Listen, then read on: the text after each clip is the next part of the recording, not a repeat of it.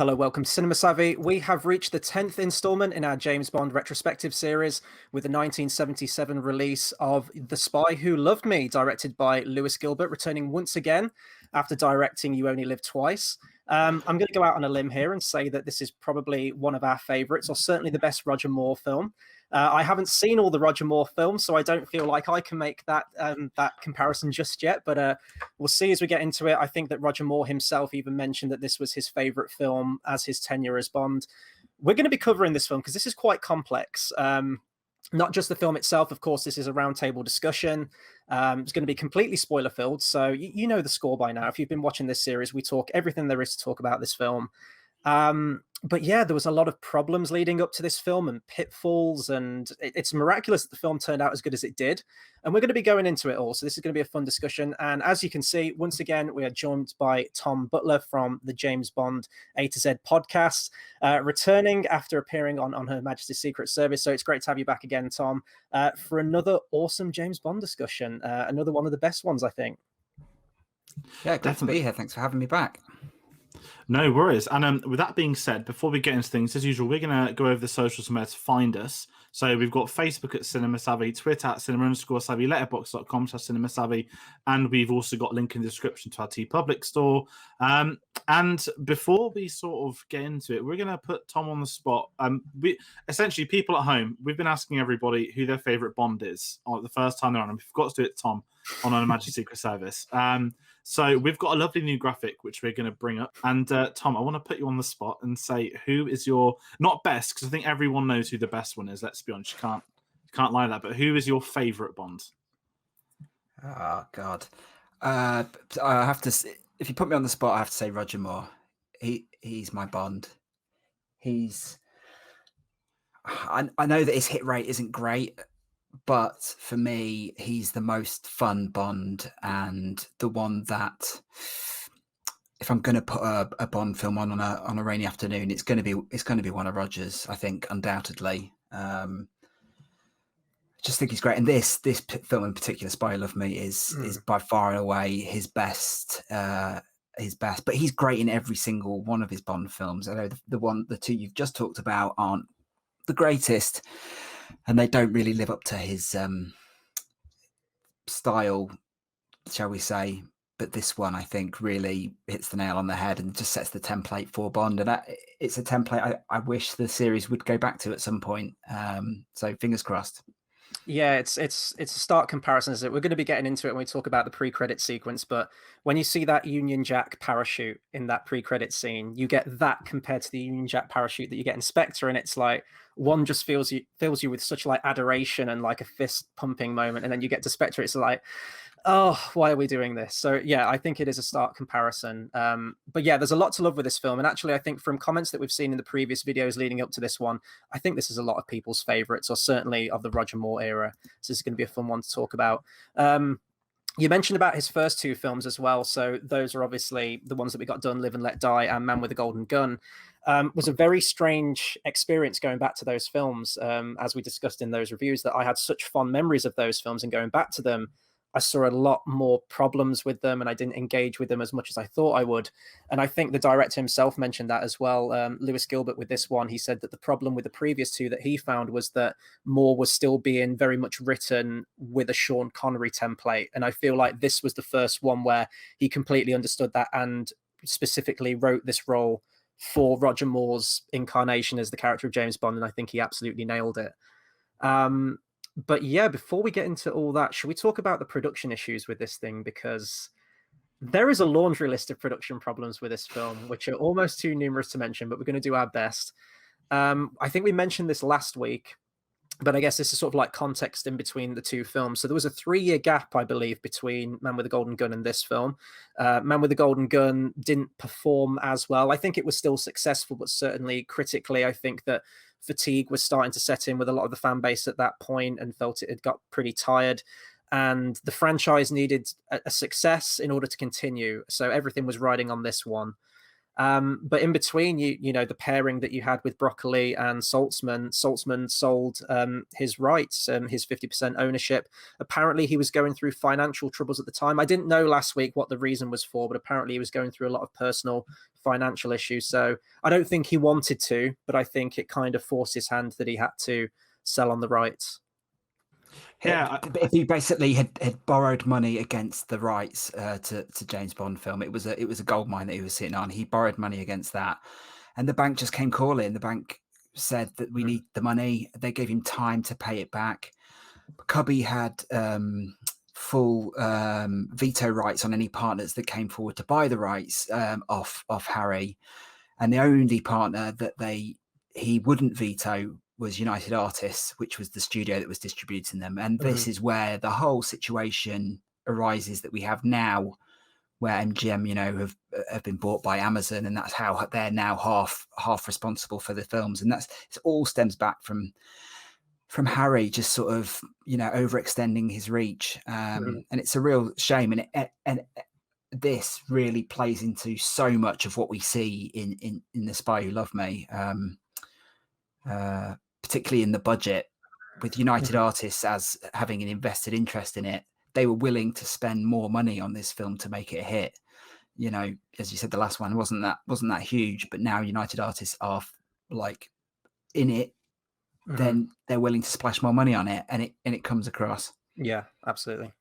I think that's what you want as well. When you've had the last two films, we kind of spoke that they're smaller scale to a point. It's not the Megalomaniacs, but we've not had the giant sets. We've not had we're still getting in and around the world, but it doesn't feel as much an adventure as this film as a kind of initial impact. And obviously we'll talk about the 007 stage later, but I think from this film onwards, this is a big key moment in the future franchise of James Bond. And sort of going back to what we spoke about a couple of weeks ago, Amazon's going to be very interesting to see what comes to light in the future. Obviously, we know that Eon still very much has control, even with it being 50%. But how Amazon play with them, that's probably my biggest question still. You know, they're going to get funny about potential cinema and showings and all this stuff. There's going to be a really interesting, I think, Bond. I don't want to say the word discourse because it's so used, but what's going to happen between No Time to Die and the next Bond film, from casting through to where it's going to be shown, is going to be very political, I think, is my sort of initial statement. But going back to this, I think it's what the franchise needed. And, you know, Spy Who Loved Me sort of jumping in with that, it looked upon as one of those classics. We'll speak about Alan Partridge later, but very much within the fan base, outside the fan base, this is one of the big ones, the ones I'd probably personally put with Goldfinger and Goldeneye as the pre-Craig, the biggest ones for me personally. But yeah, it's really interesting. And with the whole share stuff, I've been watching a documentary. I've not finished it because it's 3 hours, but on the make of Spy Love Me, and this is, I believe, the first film in which Cubby Broccoli's got a sole producer credit as well. And I think that would be interesting that although UA took over, they didn't put a studio guy in there to say, I'm doing this with you. It was very much, we've bought the 50% and we're going to let you play. And I think as a fan, obviously, it's easy to look at it 40 years later. It's nice that they didn't try and instrument what they wanted on them. They were very willing to expand, and I think that's a really important point for this film. And don't forget, it's the first James Bond film that doesn't have. I mean, it takes the title from a Fleming book, but Fleming was very clear you can't adapt the book. There was a huge backlash against the book when it was released. It's written from not just Bond's point of view, but from someone else's point of view. It was criticised for being too sadistic, and so he just sort of forbade any adaptations of it. And so this is the first film, although it takes the title from it, that has nothing from the book in it as well. So it's the first brand new Bond story, and it's 15 years in. You know, this is a franchise that's been going longer than the Marvel movies has now. It's like they've been at it a long time, right?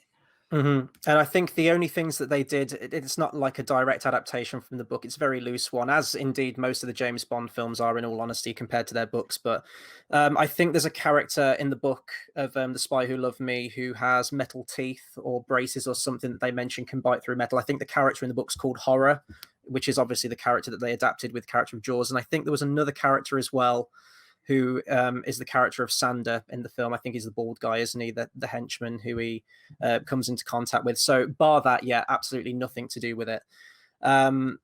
But I think that's kind of like a staple of the James Bond films, really. They kind of bomb off and do their own thing. And, you know, if you are a hardcore fan of the books, then that's probably a problem. But, you know, these films have been going on for almost 25 films now, and, you know, no one's complaining that they're not faithful to the book adaptation. So I don't have a problem with that personally, but it is interesting that they are starting to break away. I did always wonder which Bond film was the one where, okay, we've run out of books to adapt now, but I think that was Moonraker, wasn't it? I think that's the final one that's based, or at least by title alone, based on an Ian Fleming book. I think all the rest after that were just made up, at least until Casino Royale came out. But the director as well, so the director changed. So not only was there a shake-up with the producers, but also the director. I think they were actually quite struggling to get a director for this film. I did read through a couple of names. I think Spielberg was mentioned at the time. I think when they were looking to make this film, he was in post-production on the film Jaws, but he declined it. They eventually got Lewis Gilbert back, who, of course, as I mentioned at the beginning, directed You Only Live Twice. I think he was the right director for it. So it's been 10 years since that film came out. I think we were kind of mixed on that film. I think from a directorial standpoint, it was outstanding. You know, the action sequence with the little Nelly that we talk about, I thought was incredible to watch. The set at the end, we'll talk about the sets for this one as well, because my God, they outdid themselves with this film. So I love his directing style, and I think he's very good. I think that was mostly down to some of the elements of the film that didn't all come together. I still very much enjoyed that film, though. But this one, he absolutely knocks it out of the park. He seemed like he knew exactly what Roger Moore's Bond needed to be. As I mentioned, he felt that the previous two felt very much just like a carryover from Sean Connery, which I can see. I think that's down to the fact that you've still got Guy Hamilton directing those previous two. The same campy tone with Mankiewicz writing the previous two as well. I actually think he did a rewrite on the script of this, although he was uncredited. I think this went through numerous writers. I know you had My Bomb. I think you had someone else as well. Who was the co-writer of this Christopher film? Wood. That's it. Christopher Yeah. Wood is the co-writer, yeah. And I think he actually came back when from Moonraker, didn't he, as well? Yeah, and Christopher Wood at the time was known for writing like comedy farces, like novels. So he was more of a comedy writer, and I think that fits much better for Roger, and that worked. But because of the credits, it was to do with the tax breaks they were getting here in the UK. So they'd used all the Americans that they could on this. And then Mankiewicz came in and did rewrites on it, and Roger was getting pages, and he was like, "Oh, you got Tom Mankiewicz back?" He's like, "No, Tom Mankiewicz hasn't written this because it's like hush hush." And he's like, "Well, Mankiewicz has definitely written this because these are his lines. Like I know his writing inside out. It's quite funny." It seemed quite like a diplomatic experience though, with like the writing. I don't know if Maiban was like taking on ideas from all the different contributing writers. It felt very equal in terms of everyone's input into the film. I get that impression. There's no moments where I was going, well, this is overly farcical or too comedic like you would get with the previous films. Everything felt balanced. There's probably a few lines, some of like the back and forth maybe with the Bond girl in this film when they're in the car, and there's some of the banter between the two that maybe would have seemed more Mankiewicz, but I don't know if I could pick it out line for line, which would belong to each respective writer, I don't think. It certainly stands out a lot further than his previous ones, and I think that goes back to the scale of the film, and also I know The Man of the Golden Gun's not set in America, but certainly with Live and Let Die and Diamonds Are Forever, it feels very Americanized, we kept saying. And I think this one, not only have you had that break, but I mentioned it's kind of like a globe-trotting adventure, and to break away from what they were doing in the early 70s, have that time off in between films. And we know a lot of that was also down to the Kevin McClory injunction, which is the first of many more times we'll be speaking about this, no doubt, over the next few months. And I know this sounds really bad. Obviously, we know that it would have been, for those that don't know, originally that Blofeld was going to be the villain and Spectre the villainous organization. And when the McClory injunction came in, I think Kobe Broccoli just said, keep the concept, but take those names off, take Spectre off, take these off so we can get the film out. I think that is one of the best things that could have happened for this film. I think to break away from Spectre completely, not have it by name, not have it Blofeld, because we still have a megalomaniac.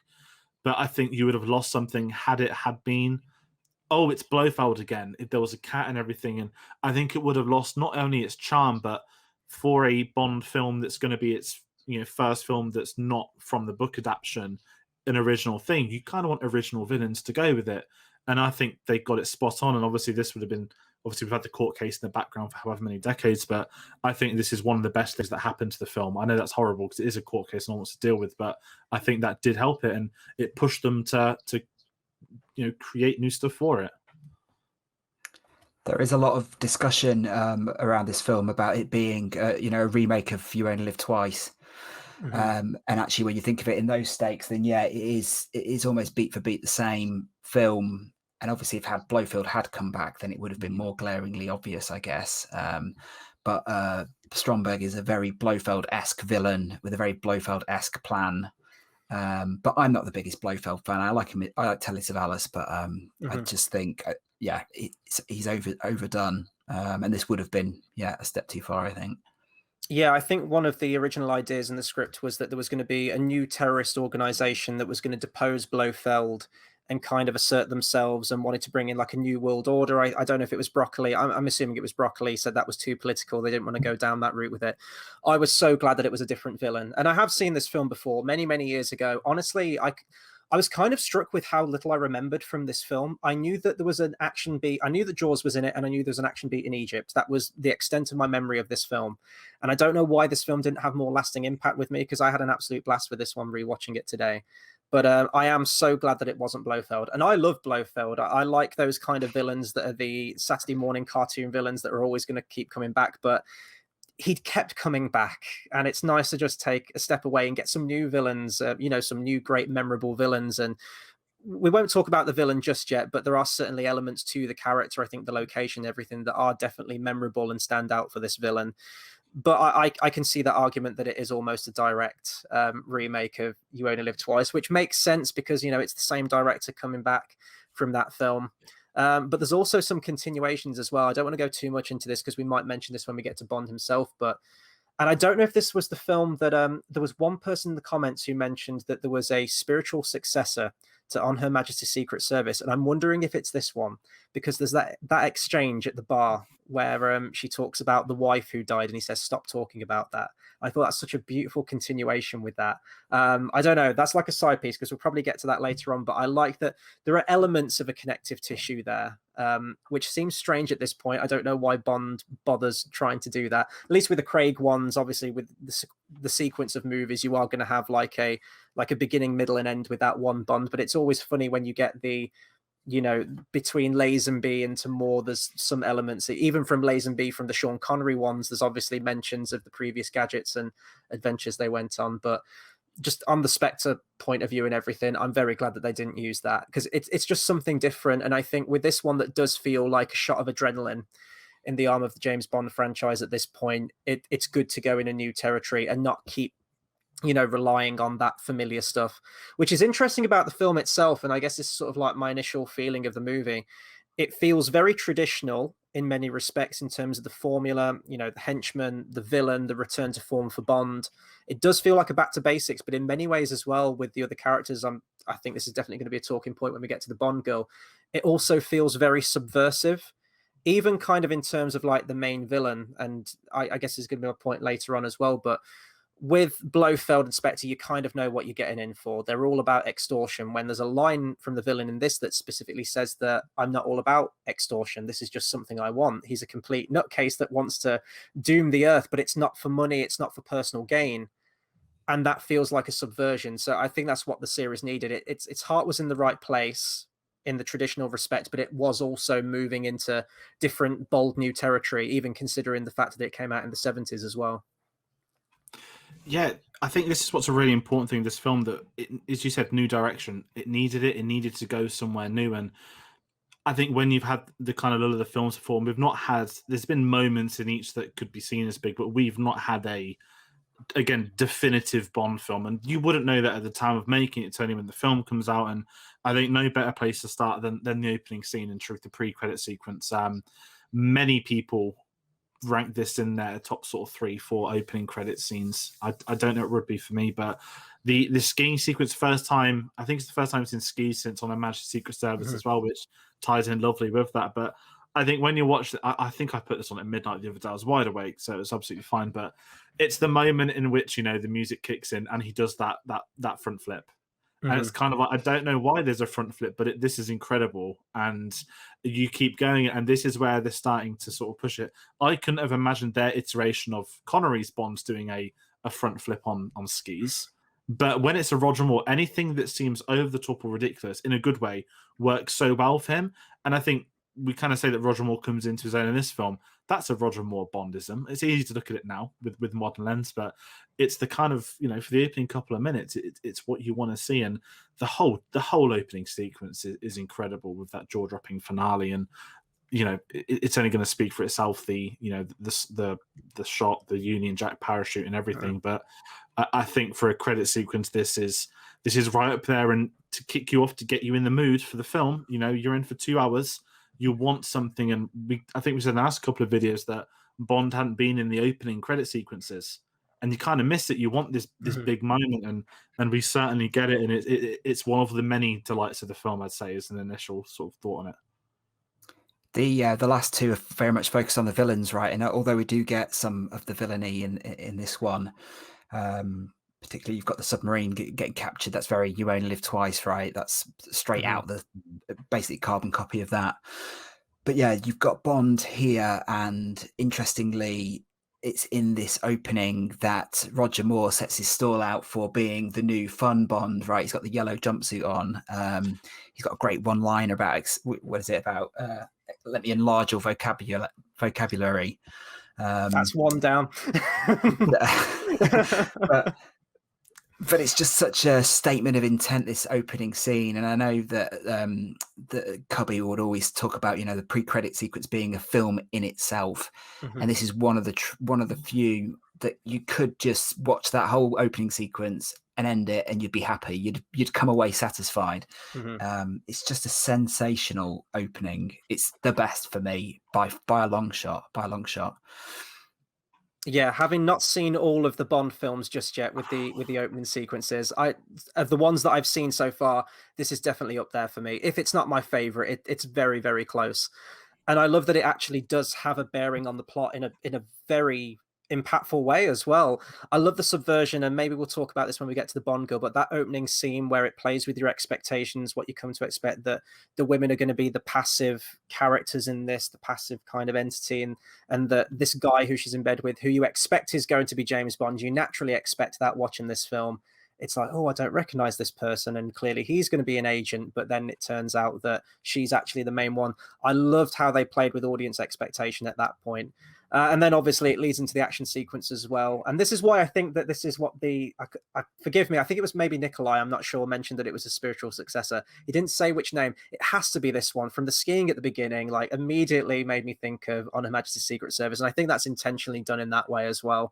That great sequence. And then, yeah, the Union Jack parachute at the end. What a way, what a full stop at the end of your opening action sequence, which takes you very nicely into the main theme, which we'll discuss later. I think it's tremendous. I think it's easily one of the best, and I like how that it also filters into the characters as well. I like the ones that are like a completely random adventure. I forget, is it Thunderball, the one with the jetpack at the beginning? I'm trying to recall back. Yeah. I'm all for moments like that where it's just a completely random, disparate adventure with James Bond, but it is nice when you do have like a completely inclusive experience with I think that was like On Her Majesty's Secret Service as well, with the pre-credit sequence to that filtered very much into the actual main plot of the film. So yeah, I thought it was absolutely tremendous. Now there's an Alan Partridge comparison here, which I don't know anything about, so I'm going to hand over to George, who is the resident Alan Partridge expert on this channel. What's this all about? Because I'm clueless on this. One of the, for those that like your British comedy, you're probably already aware, even if you're a Bond fan, you may already know this, I'm Alan Partridge, one of the, to me, the greatest British sitcoms of all time. We can set it for another talk, but the episode Never Say Alan Again, I think it's episode 3 or 4 of season 2. It's a bank holiday weekend, and he celebrates the bank holiday by watching every James Bond film that's come out.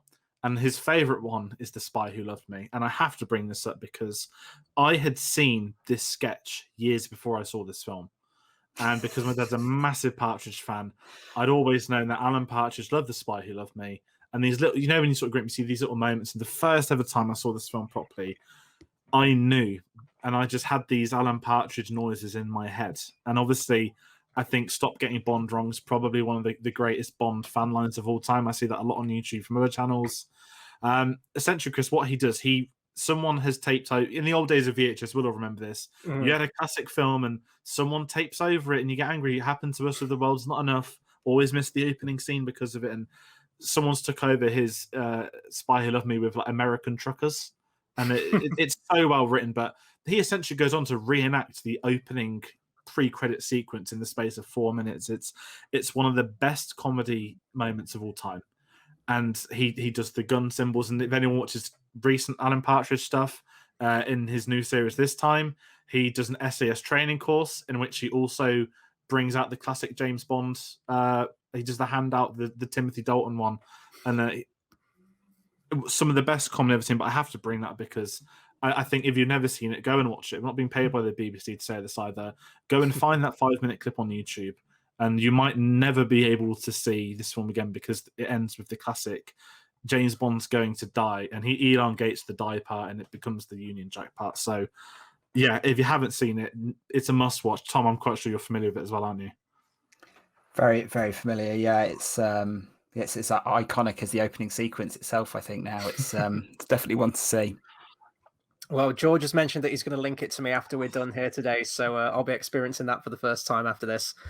Let's talk Bond, shall we? So Roger Moore himself, in the plan right here, I'm sure it is, having not seen them all, I think it's fair to say at this point it is the definitive Roger Moore film. I would go, at least out of the main three so far that I've seen Moonraker, I've seen For Your Eyes Only as well. And I can only assume after that point it starts to go downhill a little bit. So I would probably say that this is his best after watching this film today. It's kind of, I'm just reiterating what I mentioned, like the director and the writers, I'm sure, had a clear vision of what they wanted to do with Roger Moore in this one. He feels more at home in the role. Not to say he was bad in the previous two. I still very much enjoyed his depiction of Bond in those films, but it was kind of the baggage. It felt like they were carrying a lot of baggage over from the previous incarnations of Bond. This one, he made it his own in this one, and you can tell that he's having a lot more fun on this one.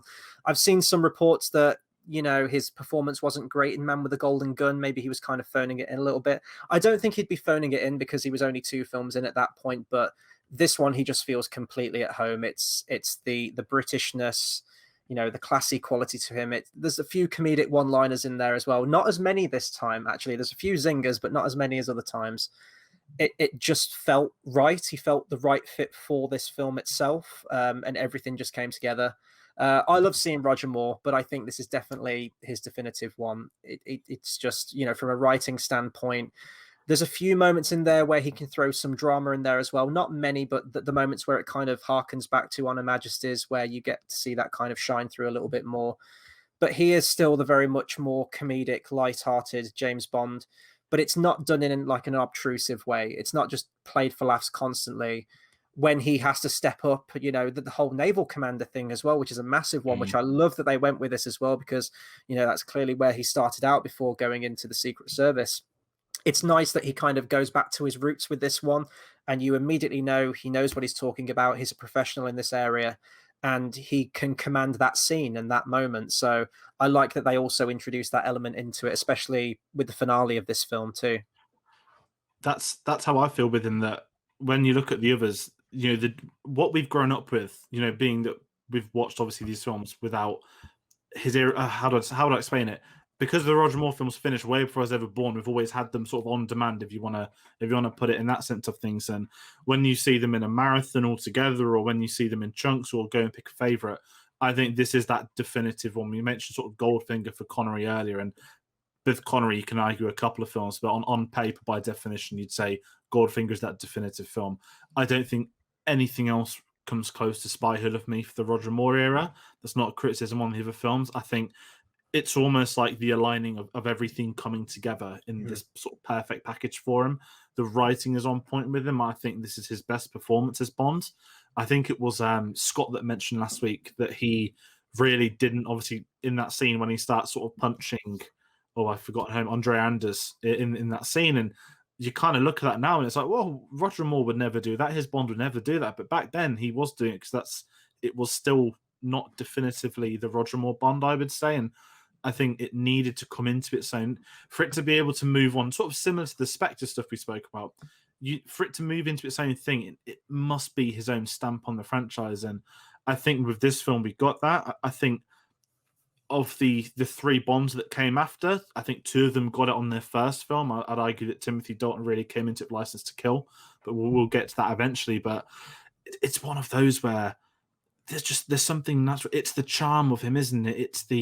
You just love seeing him on screen. Like, he's so likable. His performance as Bond, how obviously he is in real life, but everything of him in this one, from the opening scene through to the final scene with him, it's so Roger Moore, and it just clicked. And I know that sounds really sort of basic, but I can't put my finger on anything else.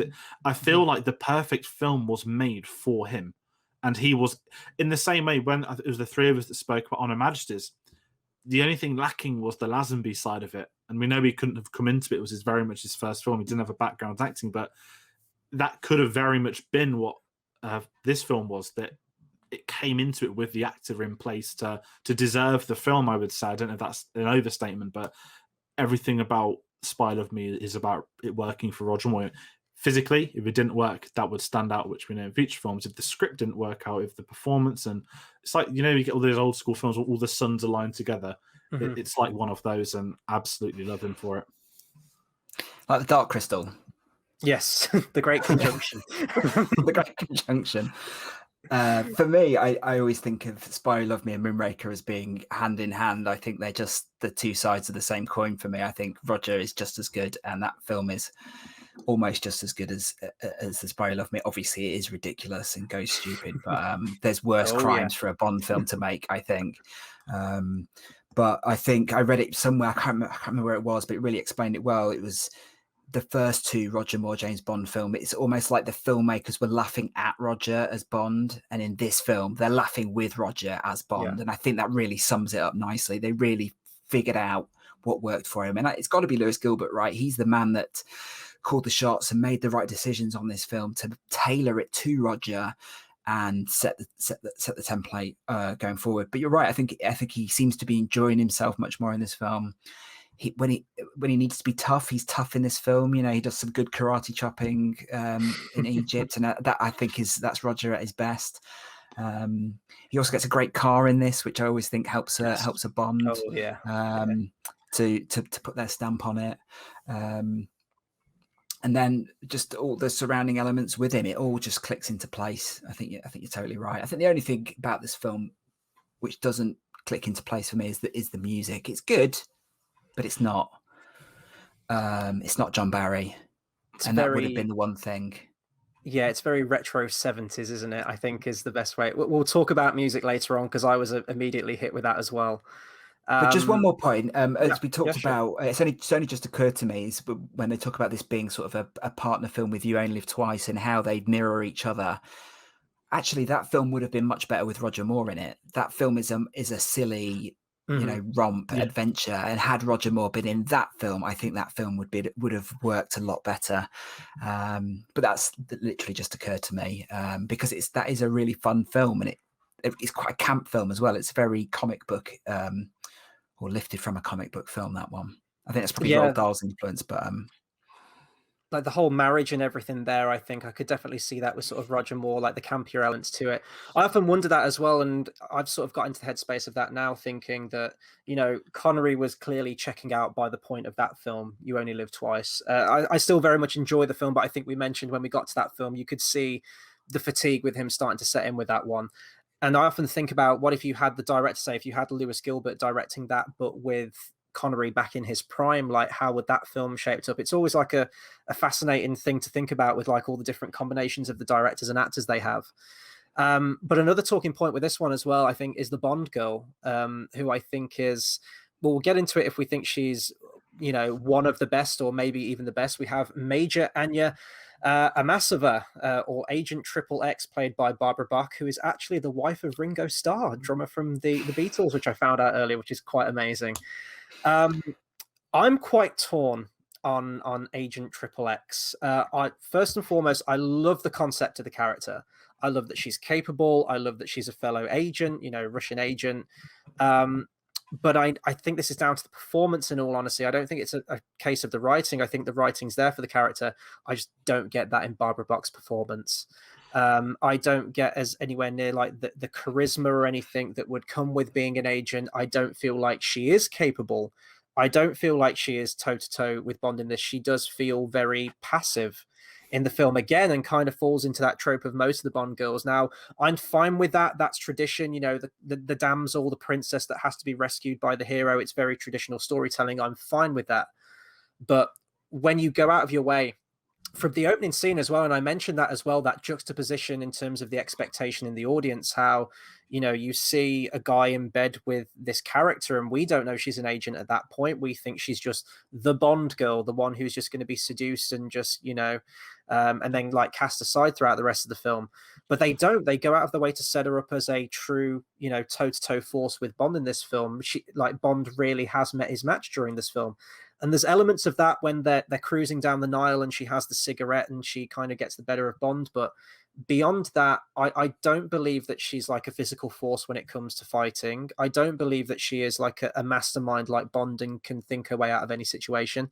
And then at the end of the film, she is just kind of, she is literally tied up and Bond has to go and rescue her. So it's a double-edged sword, really. I love the concept of the character, and I like that even in the 70s as well, like 77, they did decide to go with a Bond girl that did feel like a breakaway from the mold, or at least at that point. I know that we had Tracy with On Her Majesty's, who is still my favorite Bond girl, I think, maybe until we get to Vesper in Casino Royale.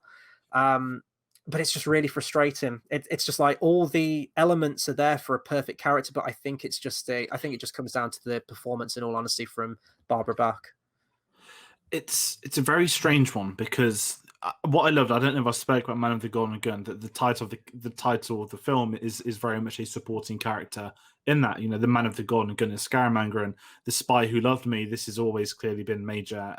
I'll say Agent Triple X to make it quicker, but there's always something missing when I watch it. I really enjoy her in it, and it always gets that moment when, you know, obviously they get the revelation that Bond killed her partner, which I love that they tried to get in there, and you get that final scene where she's got the gun and, you know, the mission's over, and you never feel like she's going to pull the trigger. We know she won't because James Bond's not going to die. But there's something about the performance, because I do like her in this film, and this is what's really strange for me. I love how they've written it, but there is something missing from the performance, and I don't know if it's the performance or the writing. When you get to that final scene, you should have at least a bit of hesitation in your head. Are they going to pull the trigger? And I don't know if that's come from the writing or the performance, but I feel that, and I know that I don't think she was first choice for the role. I think there were a couple of others that came in. I also wasn't aware of the Ringo. I'm sure we spoke about the Beatles recently on a Bond video. They've managed to sneak their way back in with Ringo Starr, but that kind of blew my mind after, in absolute truth. But I'm trying to recover from, you know, I didn't know about the Ringo Starr stuff. I think they got together after, but we had McCartney with Live and Let Die, didn't we? McCartney, of course, yeah. Oh. She's Lady Starkey. She's because he's Sir Ringo now, so she is Lady Starkey of wherever they live. But I think you're right. Interestingly, sorry, I'm going to bang on this drum the whole time, but You Only Live Twice. Don't forget, we had Aki. So we had Bond's spy counterpart and another agency working for the Japanese Secret Service on that film, and then we have Agent Triple X on this one. And you're right, the concept is perfect, and it's so perfect that they've done it many times since, right? How many times has the female secret agent come into it that's Bond's that can match up to Bond? It's happened many times since because it works. But yeah, Barbara Bach, I just don't think she has the sass or the energy that this role requires. And I know a lot of the time at this era, they cast them because of how they looked, which is, you know, if it was made nowadays, we'd have a totally different, you know, we'd have a Scarlett Johansson type or a Famke Janssen, even maybe, you know, someone like her playing this role. But I think she very much was cast for how she looks. And she had I think this was her first English language film, I think, because she'd done a few Italian films and a few European films. But I do think she does have one great moment, which is when they're underwater in the car and she presses the button and he said, "How did you know it does that?" And she goes, "Oh, I stole the plans for this car 2 years ago or something." And that sort of suggests, she knows what she's doing. But yeah, by the end, it is just the damsel in distress again, isn't it? She starts off with all this good intent, but it's all sort of squandered towards the end. It'd be interesting actually to see. I know we're jumping way ahead now to No Time to Die. We haven't seen that film. That film hasn't been released, but from the trailers, we're seeing an agent who does look quite capable and can stand toe to toe with James Bond. Whether she's going to be a romantic interest in the film or just someone supporting there, but with Lashana Lynch, I think is the name of the actress. Know me, yeah. From the trailer, she does appear quite capable, and I don't think I think even by modern standpoint, she's not going to resort to sort of being captured or anything. Maybe she will. We don't know. We haven't seen the film yet, but it is a shame, and especially like the ending as well that you mentioned with the whole. I love the concept that Bond killed, her love interest at the beginning of the film. That initial exchange where they have that conversation where Bond admits to it. Thought that was great. I thought that was played very well, very dramatic. And you get to that final scene, and you're right, there's just no tension there at all. And also, I was kind of thinking, and maybe this is just the allure and the prowess of James Bond himself, but I was like, it's been 3 weeks. Dude's not even cold in his grave, and she's moving on to someone else. I guess that's just James Bond, though. I mean, if he didn't get the girl at the end, it's not a James Bond film, right? So I can't be too hard on that, but it's just that there were dramatic elements there that were set up, and I just don't feel like they had a dramatic payoff. And again, like we keep mentioning it, but on Her Majesty's Secret Service, I wanted something more like that, maybe, or maybe more of a dramatic ending to those two characters. Maybe that would have thrown off the ending. And of course, you've got the formula. Once you've beaten the villain and the day's saved, the last thing you want is like another tension building moment where you've got to sort of like pay that off as well. So it makes for a very succinct and, dare I say, kind of traditional ending for Bond, but it is a shame because there are so many great elements there. I love the concept of the character. It was just down to the performance for me that just didn't do it for me. Let's talk the villains for this thing. So as we mentioned, no Blofeld in this film, thank God. We have Karl Stromberg, who is a megalomaniacal maniac who wants to doom the world in order to bring about an underwater world. Sure. I mean, someone's got to do it, right? It's a completely ridiculous concept and equally as ridiculous a villain, but I don't know if he'd be one of my favorite villains. As I said, I haven't seen all the Bond films, so I can't make that comparison. I can't make that judgment until I've seen all of them because I don't think that's fair to do that. But we'll get onto sets and stuff later. But his environment, the underwater world, works so well for the character. I love that concept. We've seen that be done before in the James Bond films. How many villains have we had that have had a shark tank at this point? Seems like every other one has a shark tank at some point, much to George's horror, unfortunately. But I just love it. Like the set design, everything works for it. I quite like his presence. I think that the actor has a very good presence. I think that's aided when you've got a villain that's accompanied by classical music, whether it be Bach or Mozart or something like that. It's always quite a staple of quite cliched villains, I guess. But I think he's great. I think the one problem that I have with the character is I don't think he's as, for better or worse, I don't think it would have worked in this film. You remember the cartoony villains, right? I think that you probably remember Jaws more from this film than you do Stromberg. He does feel like a very, I don't want to say safe villain, but he's just kind of default. He's fine, and I like him. I think he's played very well, and I think he works for the plot, but you remember the more colorful, or dare I say, like comedic villains as well. I don't think you really get that with Stromberg, but I still think he's perfectly serviceable as a villain. I think the one problem I have with him is that he's kind of offed very early on, and in a very sort of like easy way, like, was it you've shot your last bolt or something, and then he just kind of gets gunned down by Bond, and then we move on. I know that usually that is a Bond formula. You dispatch with your main villain, and then you'll have like a final altercation with one of the henchmen afterwards. I get it, but I thought it would have been quite, and this is me just writing it now, this turned into a fan fiction, but if the captain went down with his ship when everything's flooding, if he survived until the end and he got drowned essentially by his own creation, I thought that would have been a much more sort of poetic end to that villain rather than just getting shot in the crotch a couple of times and then, was it like 2 to the chest, and that's him out of the film. I don't know. That was my opinion on him anyway. No, you've kind of nabbed what I wanted to say, that I think so many Bond villains are defined by their demise, and I think it's something you really want. You love the exaggerated, even in something like Quantum of Solace, right? You got one of the worst Bond villains, as far as I'm concerned, about what's his memory? Here's a bottle of oil. You're in the middle of the desert. Drink this or commit suicide. So I can't remember what it is. And this one, it's shot at long table face full of salads. And I think this is my problem, because I really love the concept of him as a villain. The man sort of, is in love with the sea, wants to build an Atlantis, and the whole opera music, Shark Tank, because the Shark Tanks have been done to death, but when it can terrify me, that's when you know it's been done well, right? And that's how I always judge shark films. And that's what I loved, that it's the curtains go up and he's feeding the assistant, and there's so many iconic moments in this film imagery, all of it, but he's missing that final bit, I think, to put him to the levels of some of the other classics. And I like the concept, and you are right, when you do get Jaws come in, and we'll get to him, I think that's that feels like to me the main villain, mainly because we see him so much. But Stromberg's planet just also, I'm not saying it's not very good. Obviously, it's just a normal villain's plan. The whole living underwater is kind of cool to a degree, but you don't. When you get to the finale, they've built him up well, because we're seeing small pieces of him. Jaws is at the forefront because he's controlling it from the shadows, and we get limited time with him. And any scene he's on, he makes a great impact. But I just think the death scene's really comedic when it's not meant to be. I don't know if it is played for laughs, but again, the salad stuff, it's always just stuck with me quite weird. And not to sort of be like fan fictiony, but you'd expect him, as you said, Chris, to drown, or maybe not fed to the shark tank, but in a very Bond-esque way. You'd some imagine kind of payoff to what had been water, set up with his like a character, water fate or something. And I think that's what we're missing. We're missing this incredible, like Goldfinger getting sucked through the window of the aeroplane and everything. So many iconic deaths already in this franchise. Go for Live and Let Die. That's probably the number one at the moment, right? It's just, I don't know, not because this film's silly, but I think because of what we've gone through in the last couple of films, you kind of would expect something similar. And I just miss that about him, because I do think he's a very good villain. And I think, he showed he's smart at the start when he kills his assistant. The fact he takes pleasure out of watching the sharks killer as well.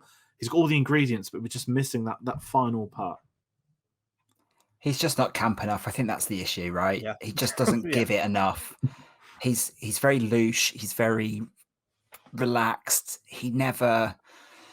I just think it needed someone just to amp it up just a little bit more. And you'll come to it next film, Drax. I think Hugo Drax is a much more effective villain. It's cut of the same cloth. He's very much a Goldfinger type, and that's what this film needed and almost had, but it just didn't. It just wasn't cranked up enough for me, I think. And I think, was this I'm trying to think if there was a previous villain before this point, but I think this was the first one that it's the trope of a villain that wants to create some kind of utopia. I seem to remember, I think it was a Roger Moore one, like a Garden of Eden kind of thing. I don't know if we get into that next film or if that's For Your Eyes Only. There's a villain that has some kind of like safe haven in like a glass dome that feels like very isolated from everything. I'm not making this up. I swear to God. I swear there's a Bond film that does this. Bearded villain. No? There's a hushed silence among everyone. Maybe I'm making this up. But sorry, whenever I think of Eden and Bond, I always think of the Eden Project and Die Another Day. But I know Die Another Day. That's what I just went to. I thought there was another one as well with like another villain that wanted to create some kind of haven away from everything, like doom the world. And I think Moonraker. It's been a while since I've seen Moonraker. You might be predicting No Time to Die's plot here, I think, because I think there is an element. There is an element of that, because Safin does have a bunker and he talks about wiping out people, tidying the world up. I think you might be close to the bone on No Time to Die, but no spoilers on that one. Or I mean, it's a maniac. It's potential a maniac plot, isn't it? Yeah, I was going to say when you're 25 films in, there's only so many villain plots I think you can do without repeating. But in Moonraker, they go up into space, and isn't the idea to repopulate Earth from space? That's so it. you are. I think that's what I'm thinking of. I think it's that one I'm thinking of. Yeah. You are inspired Interstellar. It's turned into a Nolan conversation. That was. It wasn't 2001: Space Odyssey. You mentioned Nolan because when he was doing press for Tenet, he very much name-checked this film very often in saying it's one of the films that very much inspired him, well, still inspires him on all his films. This is the one he saw as a child and really opened his eyes to cinema. And obviously we talked about Nolan last time with On Her Majesty's Secret Service, but really this is the one that opened his eyes to the world of over the top action films. He obviously does it in a very different way to this film, but I know, George, you're still holding out hope that the next incarnation of Bond's going to be directed by Christopher Nolan, and I think we've already cast the film, haven't we? At this point, with all the usual I'm suspects not of going to Christopher lie. Nolan film. The more I'm rewatching these, as perfect as it would be, I kind of want him to be the guy after the next Bond. Now we'll save that for another discussion probably, but I would love, again, it's spied up me, right? I want that traditional Bond, suave, smiling. I think we need a bit more Roger Moore. I didn't think I'd be saying that this early into the retrospective, in truth, but I think it needs it. I know that Kingsman was very much. This is really off topic now, but Kingsman came in with that, like, the Bond films are so serious. Now we wanted to do a lovely throwback to the over-the-top villains, put our spin on it, and you do miss it. And obviously, the Nolan Bond is a pipe dream that I hope comes true one day, but maybe not yet. I don't know I don't know if that would work after Craig, but that's a conversation that I think maybe Barbara Broccoli won't listen to me either, in truth. But yeah. I think he'd be too expensive. But actually, I know this is completely off topic now, but now that his sort of relationship with Warner Brothers has soured, there is no better time for them to be able to bring him in. And now with Amazon at the table, it might be the only time that we ever get the chance for them to do it. And he has said that he'd want to do it as the first film in a run. I'm sure, I could be making that up, but he would be the perfect person to do it. I don't know whether he'd bring the Roger Moore style to it, and I don't think it would be the fun film that we all want, but it would certainly be an event film again.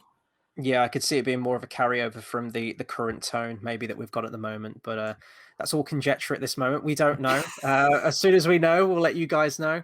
We do have one other villain to talk about. I mean, you have the other henchman, the bald guy. I mean, gets like a couple of scenes. Is it really worth talking about? Let's talk about Jaws. So Richard Kiel, I hope I'm pronouncing that right. I'm going with the Germanic pronunciation of the surname with that one. I mean, he's great. I mean, you talk about henchmen. It's probably Odd Job and Jaws are like your top two if you go in Bond henchmen, in all honesty. He is a force to be reckoned with. Very well, I don't think he has any lines of dialogue, does he? And he doesn't need them. He still carries the impact. He is just the physical force that goes toe to toe with Bond, who you cannot kill at all. Like, you cannot kill this guy, and I love that about him. That's like his one defining trait. If it isn't the teeth, it's that you can't kill this guy. You put him in a shark tank, he's gonna just rip that shark a new one, and he does. I love him. I think it's fantastic. I have more memories of him in Moonraker, just down to the fact I think I've seen Moonraker more times than I have this film. We're going to be talking about that. And it's a broader performance in Moonraker, right? Yeah. It's a much more knowing turn from him. Sorry, I interrupted you there. Yeah, no, just that it's more comedic. That I guess there's more focus on his scenes. In this one, it's just down to action scenes. The next one, it does rely more on that campy kind of comedy.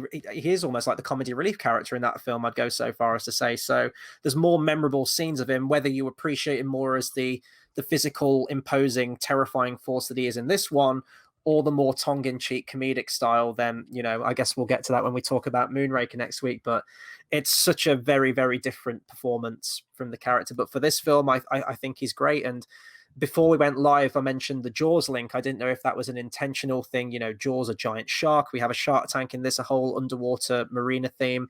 I don't know if that was intentional or just a happy coincidence, but I have to imagine there was some kind of parallel there with the decision to call him that. Yeah, it's one of those where I'm the same as you. I always think of Moonraker, and I think because he's so terrifying in this, that if I would have, because this wasn't one of the later films I saw, but if I'd have seen this at the age of 5 or 6, I'd be terrified of him. But because I always remember the Moonraker stuff, I always sort of see Richard Kiel as a kind of like Andre the Giant type and I think maybe it's because of Happy Gilmore and other stuff, but because outside of Bond, he's got this reputation of being one of the loveliest sort of guys, and I think he loved the role. I think him and Roger Moore were very close as well. I always have these really fond memories of him. So whenever I see Spy Love Me, I kind of think how wonderful the performance is because of how scary he is.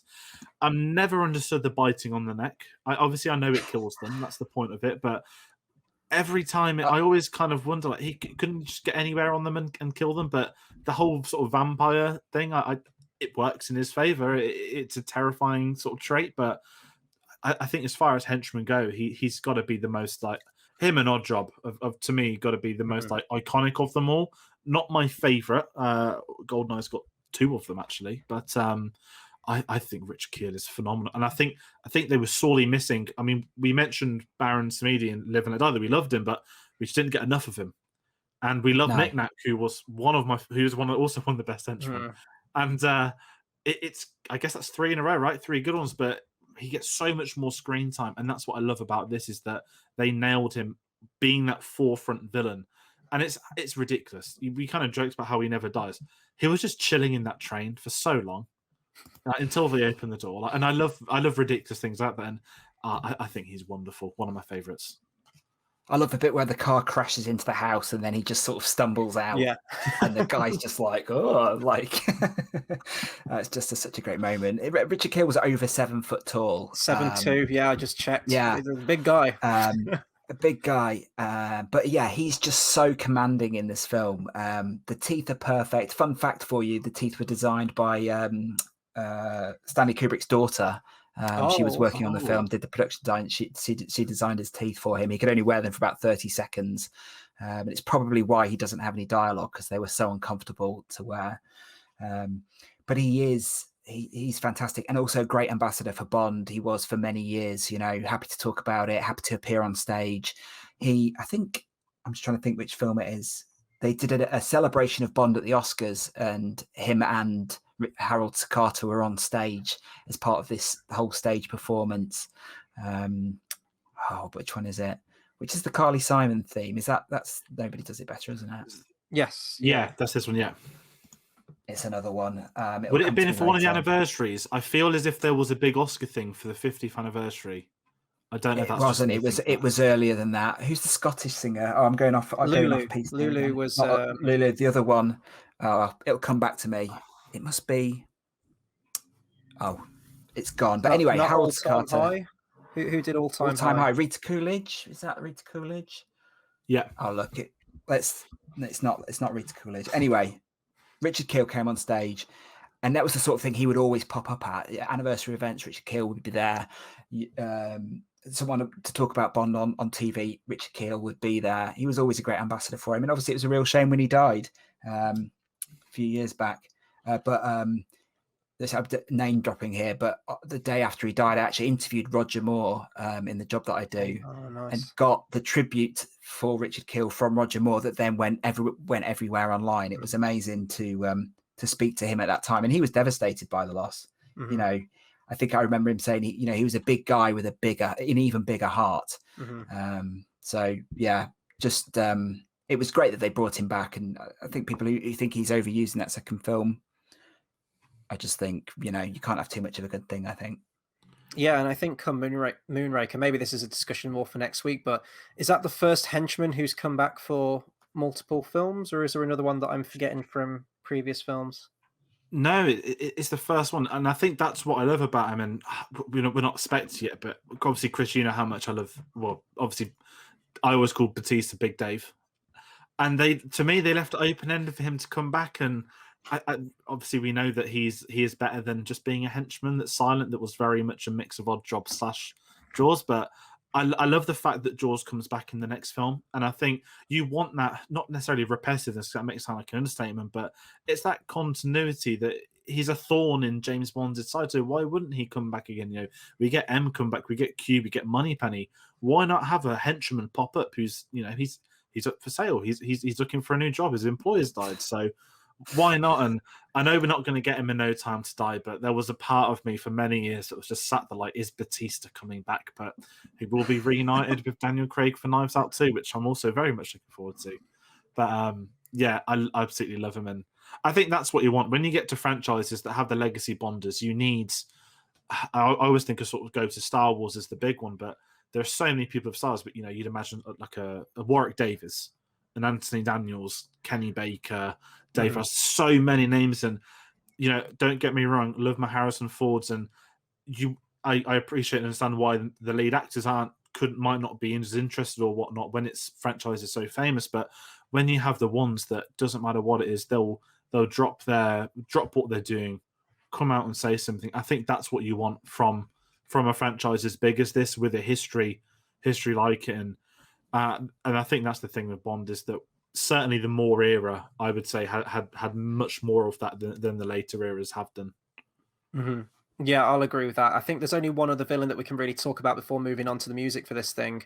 Very, very small, but we've got Caroline Munro, British actress, actually dubbed by Barbara Jefford as the character of Naomi as the helicopter pilot. I wanted to mention this now because this might come back later as one of my favorite scenes, but I like her inclusion. There's a few sort of like flirtatious back and forths between her and Bond in the film, in the presence of Agent Triple X, which I thought was, I mean, that's just classic Bond, isn't it? I mean, it's not so much like last week where he's got one in the bed and she's waiting in the wardrobe until the early morning. But I quite liked her character. I like that they had another one, like a capable female pilot who's just like the henchwoman essentially.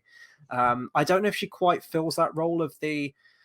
It's always usually like three Bond girls, isn't it? It's sort of like the main one who you have at the end of the film. There's the assisting agent who either just leaves halfway through or is killed off, and then you have the villainous one. I guess this sort of like fits the bill as the villainous one.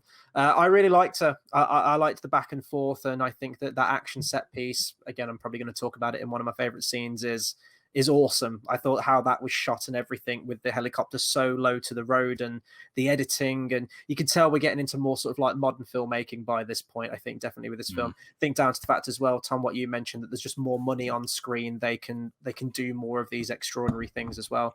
I wanted to mention her because I didn't want to get through the entire review without bringing her up, but I really liked her character. She's quite small, doesn't have loads to do, but and gets off in a really, really cool way, I thought.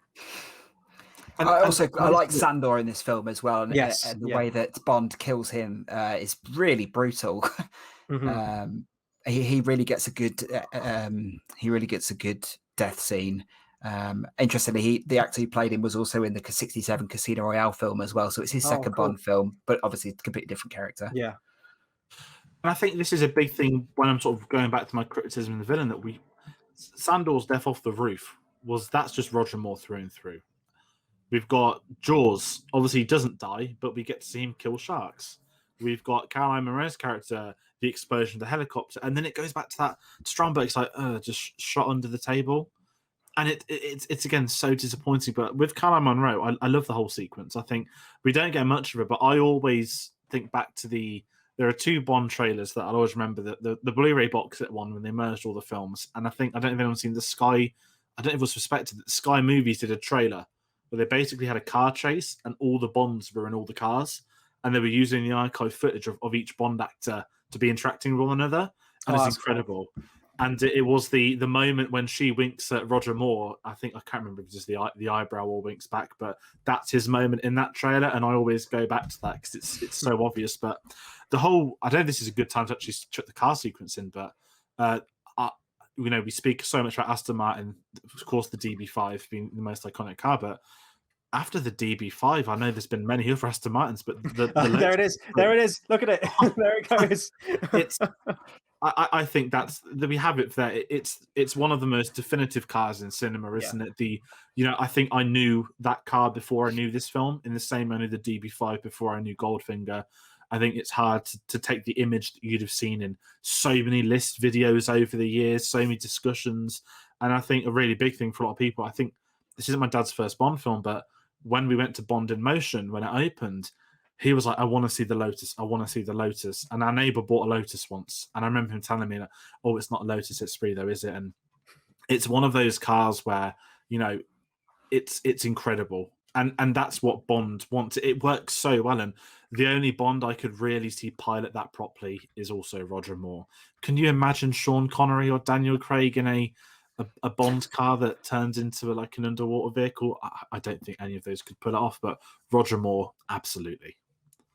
Well, actually, in No Time to Die, there is a flying aeroplane that goes underwater. So Daniel Craig he will get his submersible vehicle. So keep an eye out for that. I haven't seen that film, by the way. This is just from trailers. I know that happens.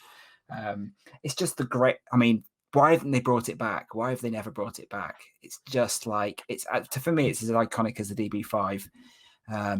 And amazingly, it was a real working underwater car. They did it for real. It was it wasn't watertight, and you couldn't go in it and really drive from the land into it. But it really worked, and that it just makes it work, doesn't it? Was it a submarine they had with like the casing on the outside? I read something like they built 3 different versions, or was it an actual aquatic car that they built? I can't remember how they did it, but it was really someone sat in a Yeah. car driving it underwater, and obviously there was model work as well in there as well. But I mean, it just looks the part. I think I don't know if I think either Ken Adam had one or the director had one, and that's where it came from. It was like, I've got this car, and we need to bring a fancy car back in, but it's just for me, it's just the best Bond car. Mhm. Now, you see, George, you'll know more about this, but I don't know cars. I am not a car guy in any way, shape, or form. If I see a car on the street, I'm like, that's a red one. That's a black one. I couldn't tell you what the make is, the number, all the specifics and everything like that. I watched this film today and I was like, that's a cool car. I love that car. Like immediately as soon as I saw it. So it even to like the layman, it does have that standout quality. This is all on Wikipedia, so take this with a grain of salt. I don't know if this is true or not, but apparently at the time, the head of public relations of Lotus Cars at the time heard they were making a Bond film, took the latest, what was at the time, obviously the Lotus Esprit, put loads of sort of like marketing stuff all on the outside of the car and parked it outside of, I think it was Eon. I think he parked it outside, just left it there. And then I think they noticed it. This is apparently how they came up with the idea. I don't know if this is true. Obviously, this is just on Wikipedia, which is the extent of my research on this film, I'm afraid. But if that's true, I mean, that's great. Fair play to him. He got one of the most iconic cars in the Bond franchise, as far as I'm concerned. I love it. That ramp off the dock, straight into the water. Just how they built, I think it was like an amalgamation of all different stuff. I think they obviously built physical versions. I think there was miniatures they used as well, and it just all comes together. It's a great sequence which leads to a fantastic payoff, and there's just so many iconic things in this film, isn't there? But I definitely think that the Lotus is definitely up there. And it's white as well. It's just, it's so baller. It's like it could be any color, but it's white. And that's just so cool. I think probably because it looks better underwater. I don't know, that's probably why they chose white, but I just love it. And the other toy, like as I said, it's fantastic. I mean, it obviously they always have an eye on that sort of merchandising opportunity, don't they? But absolutely. Yeah. But yeah, and it comes back in for your eyes only, but not as an underwater car. So something to look forward to. Oh, I'll look out for that one. I don't remember that, but I mean, it's just testament to the production design as well. The fact that they did have more money as well. But I think we need to talk about Ken Adam and some of the sets on this thing, because oh my god, just when I thought they couldn't outdo You Only Live Twice, and maybe that's an argument, maybe they didn't in some way, but in terms of just visuals on screen, this topped it for me, hands down. I love the villainous lair. I'm guessing they built it in sort of chunks. I don't think they built it as like one big massive warehouse of one space like they did with that film. I think that was like the camera angles that I mentioned in that film as well. Like they clearly built this warehouse with a working monorail and everything, but there's a lot of shots in that film where it is just a wide shot, and you are just you do take in the scale and all the hard work that went into it, but it didn't feel as dynamic. It didn't feel like there were multiple rooms to it. It felt like you were very much just an observer of this one space, and I didn't get that with this one. You have the main sort of the long table with the shark tanks. You have the shark tank room. There's the room with all like the submarines that are docked. There's so many different things, whether it be the Atlantis or whether it be the Lyparis. Is that how I don't know if I'm describing it. Lyparis, yeah. They're just amazing, and it makes for an absolutely outstanding action sequence. I dare say that the submarine stuff goes on a little bit too long, maybe just like by a hair. It does. But it still works for like a finale, and the look of the Atlantis as well is probably my favorite thing. And this is sort of like looking through films with a more modern lens, but I saw the design for this thing, loved it. I thought that reminds me of something, and the whole film I was trying to put my finger on what it was, and I was thinking, is it the tripods from War of the Worlds? Is it the robots from The Incredibles? And I couldn't put my finger on what it was. So maybe someone who's watching this who can comment can let me know what I'm probably thinking of, but it just looks tremendous, the angles on it and everything. Speaking of Kubrick, you mentioned that, was it Stanley Kubrick's daughter you mentioned did the teeth, which I didn't know about. Again, this is on Wikipedia. Take this with a grain of salt. Apparently, the cinematographer, I'm just going to bring up his name. Renoir, that's right. The set was so vast, he didn't know how to light it. So apparently on the quiet, they got Stanley Kubrick in to discuss how to light it for them. Yeah, so Ken Adam was famous for working with Kubrick. He won an Oscar for Dr. Strangelove, The War Room. So he'd gone off Bond to work with Kubrick. They were struggling to light it. And fun fact for you, the cinematographer Claude Renoir is the grandson of the famous French painter Renoir. Okay, which, yeah. which is an amazing fact. But anyway, so on the sly, Ken Adam brought in Stanley Kubrick on a Sunday, and he said, "I'll come in, but I don't want anyone to know that I've helped you with this." And he came in apparently for 4 hours, just walked around the set, looked at it, and it was him that it suggested putting spotlights into this, building it into the set. So when they lit it up, the whole place would light up. But it's true, and Ken Adam was forbidden to tell anyone. So it was only really after Kubrick died, I think in '99, that this information came out. And I think possibly because they didn't want, or Kubrick felt that it was unfair on the cinematographer that's listed on the film to say, "Oh, Stanley Kubrick helped me light this scene," because of the clout of Kubrick, a name like Kubrick. Yeah, I think so. He didn't want to overshadow the work that the cinematographer had done. But yeah, what a set! And also, Derek Meddings was the visual effects supervisor, and I think he did all the miniature work as well, which is when you see the thing going underwater. Yeah. And something else I love in this film, the design, is the bike, the jet bike that Roger Moore rides. And apparently that was invented for the film. It was the first time that this sort of anyone had ever seen this device before. Oh wow! Okay. Yeah, but I think Ken Adam was nominated for production design on this one at the Oscars. He didn't win though. But I just think, the production design on this film is absolutely phenomenal. I love the set in Scotland as well, like at the start of the film, where they're at the submarine base and then they go underground into this like sort of MI5 type base. And it's very underplayed, but it's fantastic. Yeah, it's great. Yeah, the Kubrick stuff blew on, because I heard that on your podcast, actually. I was going to bring that up. When I was listening to that for the first time, I was blown away, because I'd never seen much about Kubrick working on other things. I know this is a very private individual, but it kind of makes sense. And I think adding to the bigger picture, when you realise that, for anyone that, sounds really snobby, not knows your studios, but I think by nowadays, people in film may have heard of the 007 staging, one of the biggest, stages, not at Palma, but in Europe and whatnot. And the fact that obviously some people go, "Oh, it's named after Bond," and it's the fact that it was created for this Bond film. I think when we did Duane of Twice, we spoke about the volcano set, and I don't know if I sent you after, Chris. There was a photo of it. It was in like black and white. It was like an aerial view back from the day, and it looked like a football stadium with all the sort of everything. But it looked incredible. And sort of reading into the 007 stage, it's in this documentary I'm watching as well, where Broccoli says that they approached companies that had hangars. They were speaking to a lot of people, and they just couldn't get the warehouses or the lands they needed until the following year, or they weren't free, or they couldn't shoot there when they wanted to. And there's all these issues. So he said he went to UA, and they basically said, "Yeah, we'll just pay for a new stage at Pyramid." And I'd imagine back then that was not humongous in terms of size, but a production company paying for the building of a stage is probably something that's very rare in this day and age, let alone then. And I think when you look at the legacy of Bond, and you look at its connection to Pyramid, when the sale of Pyramid happened a year or two ago, and in that press statement, it said like bullet point, like the James Bond films will still film here.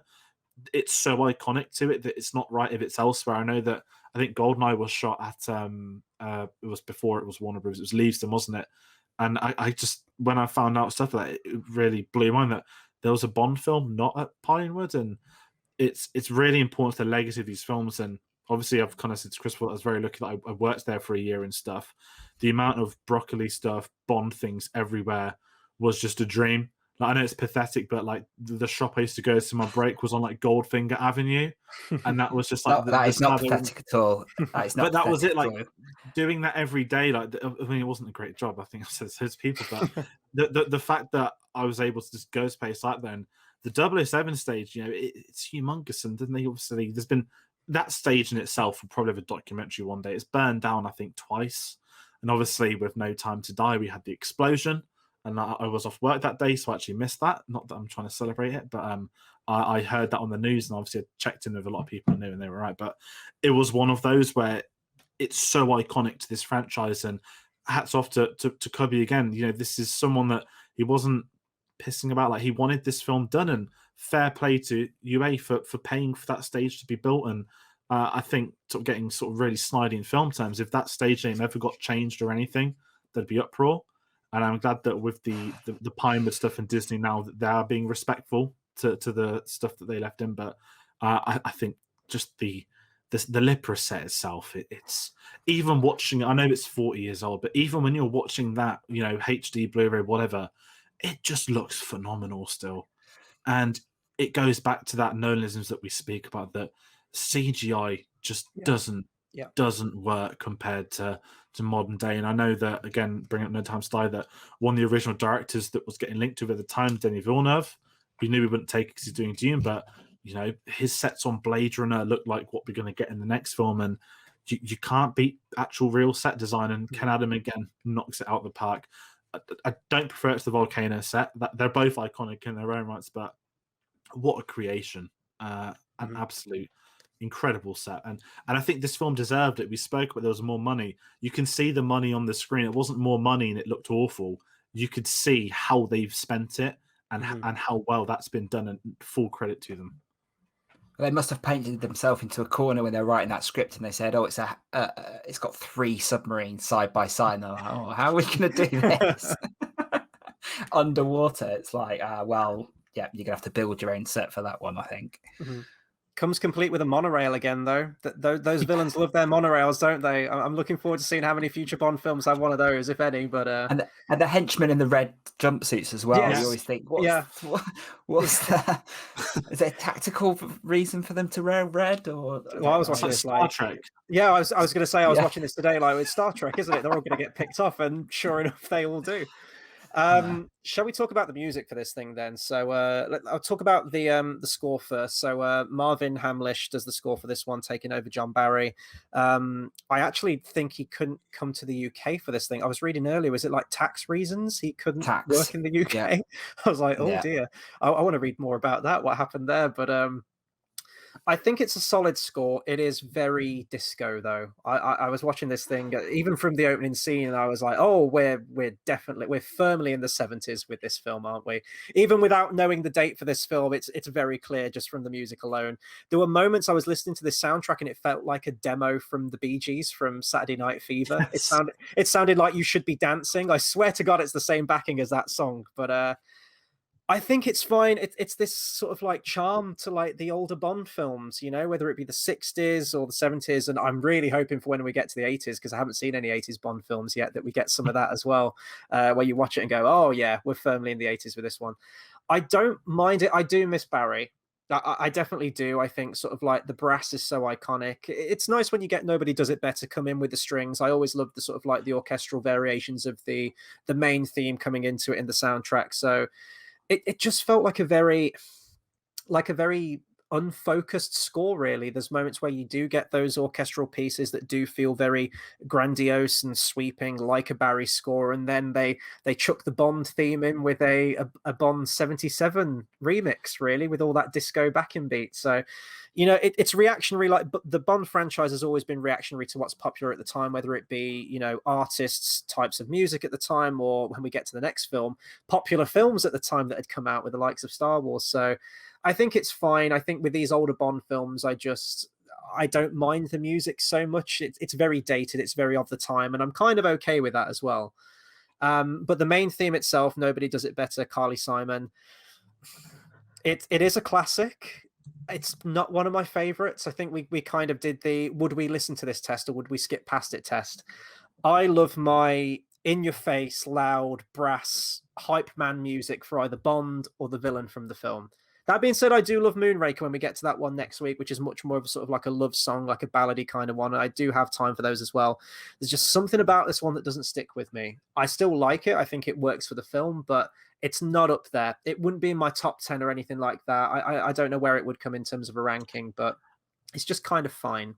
But I like the License to Kills. I love the View to a Kills or Goldfinger or the big sort of bombastic with Thunderball.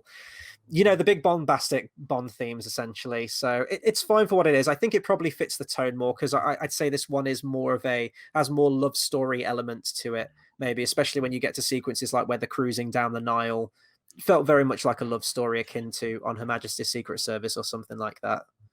I'm in a weird one with this, where obviously music's not my forte at all, but this isn't on my, I've got 2 Spotify playlists. Number 1's just Bond themes, all of them, and number 2 is the best of Bond themes. I don't know if anyone else is that sad, but it's never made it to the second one, and it's one of those weird songs where it works so well for the film. With the dancers, the silhouettes coming on from the credits. Love the opening. Yeah, I love that opening. and I think this is where, like, I don't ever know if I'm harsh on a Bond song if I think I can't enjoy listening to them, but then because they work so well, because they are made, to be on a film, to be in that title sequence, and it's like the whole "No Time to Die" conversation. I don't mind the song. My music knowledge is awful. I know who Billie Eilish is because of that and that meme song in the car, but obviously she's done a lot more in the last since lockdown, I guess you could say. But I know that the on-screen visuals of that are going to probably look phenomenal with what they want to do. And that's where I feel with this song now. It's like I can't really listen to this. When I'm on the motorway and stuff, it's not a View to a Kill. And those you want Duran Duran? Come on, we all do. But there's something eloquent about it that works for The Spy Who Loved Me, and I think there's a place for it. But it always depends how I'm going to approach the Bond themes, and I'm in a very weird situation with this one because I do like it, but I don't like listening to it, and I don't know if that's meant to be a thing or not. I don't know if it's just me. Well, firstly, the song that they sang at the Oscars with Richard Kiel on stage was Sheena Easton, For Your Eyes Only, 1982, 20th anniversary. So we can put that to bed. Yeah. And I have to completely disagree with you. I think this is the best Bond theme song of the lot. Wow. Okay. Yeah, nobody does it better. For me, it transcends Bond to being just one of the great songs of all time for me. There's just so much going on with it. I love that it's about Bond, and interestingly, Marvin Hamlish got nominated for Best Song and Best Score this year at the Oscars, and John Barry had never been nominated up to this point. I don't know if he ever did after that, but I love everything about this song. It is one of my favorites, if not the best.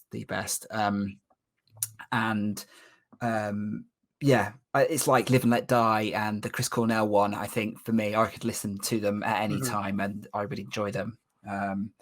But I love at the end of the film how they reprise the song with, like, it sounds like a sea shanty almost. There's like I don't know what it is. It's like a bunch of sailors singing. Nobody does it better. I just love that reprise. But yeah, the Marvin Hamlish score, I can take or leave it, but the song itself, I think is fantastic. Yeah, and I think it was the first one to that point in terms of like the main Bond themes that had a different title pertaining to the film. I know they sing the phrase "The Spy Who Loved Me" in the song, but I think it was the first one, and then obviously they did many more as the legacy went on.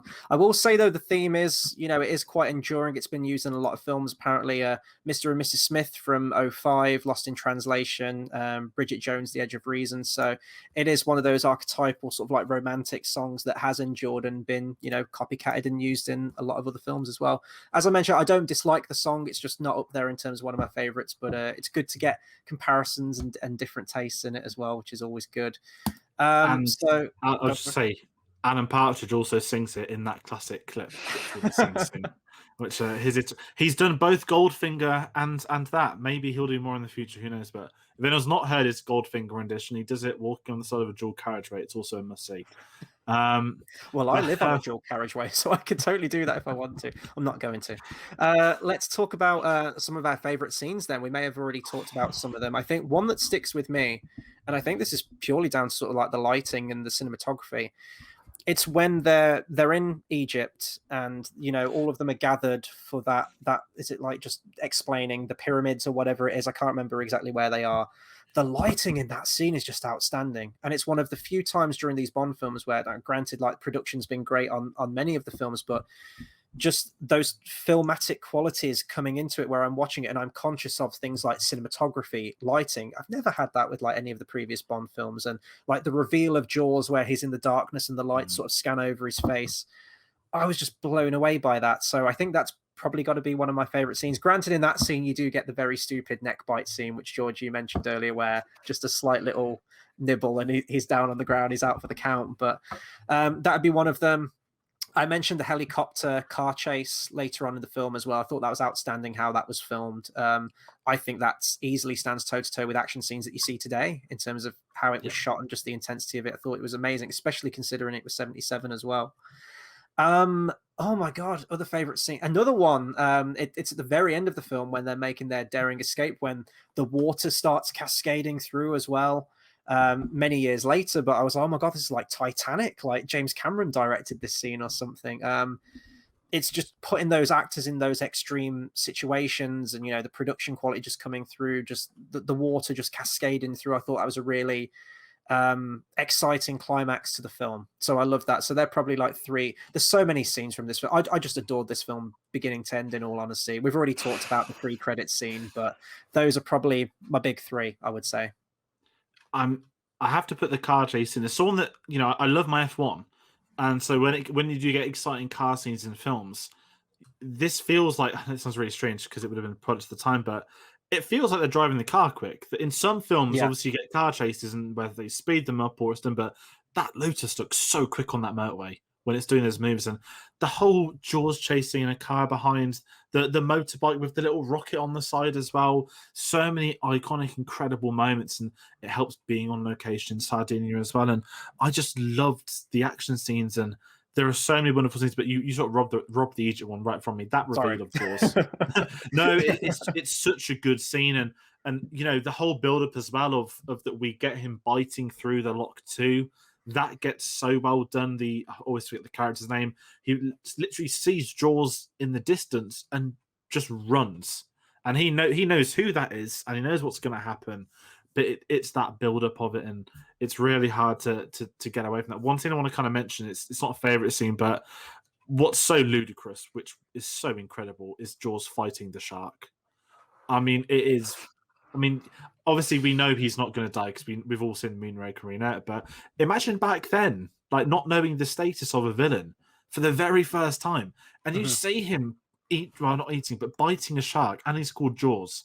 It's so on the nose. It's wonderful, and it means we can get him back in the future. I just think there are a few scenes that I dislike, if any, in this film. In truth, I think it is a wonderful film from start to finish, but a couple of incredible scenes along the way. I've got nothing really to add, to be honest. I think the title sequences, the pre-title sequences, a masterpiece. I think the stuff in Egypt, it's Vakesh is the guy that he kills. Watching this again this time really reminded me. I don't know if you saw the film 1917, the Sam Mendes film. Yeah. I was thinking, there's that amazing sequence where he's running through the village. It's like all blown up, and then it's all lit up. All the flares go up, and it's all like glowing. To me, it was just like, oh god, that's where like that must have come from. Again, Roger Deakins lit that film. He then went on and did Skyfall. It's all connected. But yeah, that scene in Egypt is fantastic. And then just the way when the car comes out of the beach, and that you've got all the sunbathers. It's just every single scene. For me, this is like golfing. It's like every scene is iconic for me. I just think it's brilliant. Yeah, that bit where it sort of like rises out onto the beach, that felt very Mankiewicz. I would think like that kind of punchline, that sort of like campy humor coming back in. Yeah. Speaking of campy humor, we're on to the Bond pun of the week. There's a few. One of them was mentioned at the beginning. The James, I can't find the words. Let me try and enlarge your vocabulary. That was right at the beginning. Actually, there was one even earlier than that. So I've started taking notes now. We're getting to that point where there's so many one-liners for these things. From the Moore era, you have to. You can't do it off memory, Roger Moore. Yeah. So this was actually one from M. So might be breaking the rules here. And this is just because I'm a child and I just giggle at the most stupidest things. It's like, we'll tell him to pull out, and then it cuts to Bond. I'm a child. I'm sorry. I just got to laugh out of that one. Whether it had to be intentional. Of course it did. All those feathers and he still can't fly. I don't know how Bond saw that, by the way, because I think Bond had like gone so far ahead of them at that point. I don't know how he could see what happened to the henchman behind the car, but I still got a good laugh out of that one. And then I think that there are a few other ones as well, but I don't want to steal them all in case you guys had any as well. It had to be the final one. You have to end your Bond film on an absolute zinger of a one-liner, and they do in this film. What do you think you're doing keeping the British end up, sir? Loved it. That was the mic drop for me, and that is my Bond pun of the week for this week for The Spy Who Loved Me. You can't compete with that. And even more embarrassingly, I've forgotten the one-liner I love, but it's when he kills Sandor, when he drops him off the top of the building. I've forgotten what he says. I don't know Oh, if you've yeah, written no, I down. forgot what he said. But, I was it's hoping that one would be better, to be honest. It's not related to the fall. It's like a very matter-of-fact one, I think, in that one. it's about his tie. Is it about his? I can't remember. I'm trying to find it, but I can't. But I keep putting Sandor one-liners. It's just coming with Game of Thrones, isn't it? So you can't even fucking intro. I'll have a look while you're. Okay, other one. There we go. I've got one. Can I come in with mine? It's when Sure. he picks up Jaws with the magnet and says, "How does that grab you?" Yeah, I had that one too. I didn't mention that. Yeah. He just popped in for a quick bite's another good one as well on the train sequence. Yeah. I cannot find the quote, so I'm gonna pass that over to the comments. Yeah, he drops that. He drops him to his desk and says, "What a helpful chap." That's what he says to him. So it's not. It was because he's tie, is it? Because he got the location, I think, didn't he? I can't remember, but it's just, I think when you've got Roger Moore, it's like prime Roger Moore, but it sounds horrible prime because he's got one-liners in every film he's in. You kind of, when we're going to get to Dalton, you have to kind of step back. And I know Chris, you're quite new to it. And, it's kind of like Moore was so there to go back for Dalton. Then you get to Brosnan, and it's like we're heading back in that direction. And I know that Craig's trying it a couple more times. I think on a side piece, Dalton gets his one-liners. I think Dalton does get his one-liners. I think that's unfair to say that sort of he doesn't have the humor. I don't think he has as many though. I think because Roger Moore, like every line is almost a one-liner. I think that's what I kind of mean. Whereas with Brosnan, you get that in the Brosnan era, and Craig, you don't get it as much. But I think I know this is another side of thing is relevant, but as the Craig films are going on, he's getting more and more-esque. And I think Spectre, the whole sort of cufflink stuff on the train, I think he's bringing in more elements of the Moore era, and it's lovely to see because I think it's very easy to laugh at them, but everything about Roger Moore is so iconic to this character, isn't it? That I know that everyone's got a definitive. To me, each Bond actor is James Bond, and that's very cheap to say, but I think particularly more. Like you look at Sean Connery and you think that's just Sean Connery. Yes, he's James Bond, but that's Sean Connery as well. With Roger Moore, it's like he is James Bond. He's 70s James Bond, isn't he? When you see him in Egypt and he's got the full tuxedo on, you just think that is just perfect. I think even your logo here is like, that's got to be Roger. It looks like a Roger silhouette. Yeah, it does. Yeah. It's the shoes. It is the Roger Moore one. I did look into it more. It's interesting how many different Bond silhouettes there were to pick from, but I think it has to be a Moore one, doesn't it? I think imagery. I'm not saying anyone's more iconic than the other in truth, but there's something about the Moore era that I think just slaps James Bond so well, so different to some of the others. Which is, I guess, I don't know if you can see, but behind me, I've got two Bond pictures up, as well as the on the Majesty's Secret Service. So that was Bond in Roger Moore in Octopussy, and Roger Moore in Moonraker. Two of my least favorite Bond films, but like the iconography is just so. It just says a lot about Bond, doesn't it? I did want to mention the poster for this film as well. Outstanding. I love this poster. I kind of looked at it more with this, watching this film again, and we are entering sort of like that 70s era of poster. And, when we started this, it's nice to see the evolution of movie posters. Even as far as when you get into the 90s, you can quite happily go, that's a 90s action movie poster. And then, the recent ones with Craig, they are very run-of-the-mill kind of modern ones. But when we have that schedule up of all the reviews that we've got coming out, it's always great to sort of like get to that 70s into the 80s era of the movie poster. Kind of started with this one for me. I guess this sort of takes us on to final thoughts on this film. For me, I messaged you, George, straight afterwards. This is in my top 3 already, hands down. I had a blast beginning to end with this thing. My complaints with this film are very minimal, and they don't sort of like harm my enjoyment of this film. I mentioned sort of like problems I have regarding the performance of Barbara Bach as the Bond girl, but I still very much like the character, and it's kind of the same with the villain as well. Not to say it's a bad performance, it's just not particularly standout. I think, as you mentioned, whether he went campier or more over the top with it, just make it a little bit more memorable than it was.